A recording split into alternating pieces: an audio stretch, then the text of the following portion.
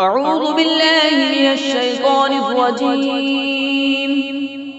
بسم الله الرحمن الرحيم. إذا وقعت الواقعة ليس لوقعتها كاذبة خافضة رافعة إذا رجت الأرض رجا وبست الجبال بسا فكانت هباء منبثا وكنتم أزواجا ثلاثة فأصحاب الميمنة ما أصحاب الميمنة وأصحاب المشأمة ما أصحاب المشأمة والسابقون السابقون أولئك المقربون في جنات النعيم ثلة من الأولين وقليل من الآخرين على سرر موضونة متكئين عليها متقابلين يطوف عليهم ولدان مخلدون بأكواب وأباريق وكأس من معين لا يصدعون عنها ولا ينزفون وفاكهة مما يتخيرون ولحم طير مما يشتهون وحور عين كأمثال اللؤلؤ المكنون جزاء بما كانوا يعملون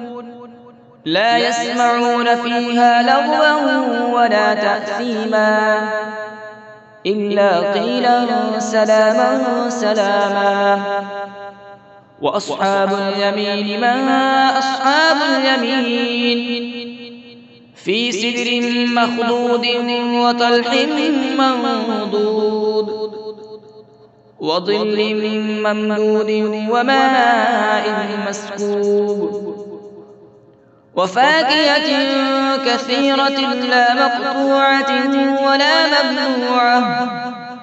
وفرش مرفوعة إنا أنشأناهن إنشاء فجعلناهن أبكارا عربا أترابا لأصحاب اليمين ثلة من الأولين وثلة من الآخرين وأصحاب الشمال ما أصحاب الشمال في سموم وحميم وظل من يحموم لا بارد ولا كريم إنهم كانوا قبل ذلك مترفين وكانوا يصرون على الحنث العظيم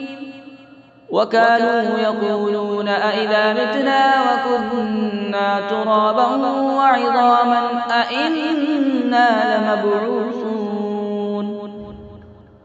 أو آباؤنا الأولون قل إن الأولين والآخرين لمجموعون إلى ميقات يوم معلوم ثم إنكم أيها الضالون المكذبون لآكلون من شجر من زقوم فمالئون منها البطون فشاربون عليه من الحميم فشاربون شرب الهيم هذا نزلهم يوم الدين نحن خلقناكم فلولا تصدقون أفرأيتم ما تمنون أأنتم تخلقونه أم نحن الخالقون نحن قدرنا بينكم الموت وما نحن بمسبوقين على أن نبدل أمثالكم وننشئكم فيما لا تعلمون ولقد علمتم النشأة الأولى فلولا تذكرون أفرأيتم ما تحرثون أأنتم تزرعونه أم نحن الزارعون لو نشاء لجعلناه حطاما فظلتم تفكهون إنا لمغرمون بل نحن محرومون أفرأيتم الماء الذي تشربون أأنتم أنزلتموه من المزن أم نحن المنزلون لو نشاء جعلناه أجاجا فلولا تشكرون أفرأيتم النار التي تورون أأنتم أنشأتم شجرتها أم نحن المنشئون نحن جعلناها تذكرة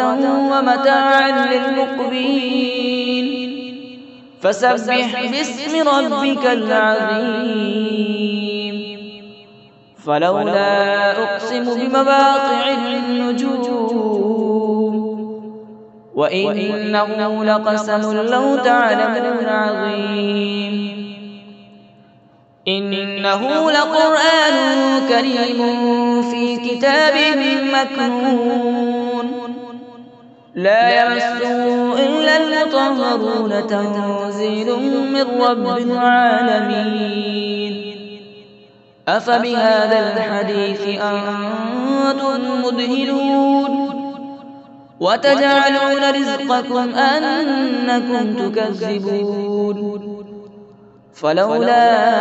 إذا بلغت الحلقوم وأنتم حين يومئذ تنظرون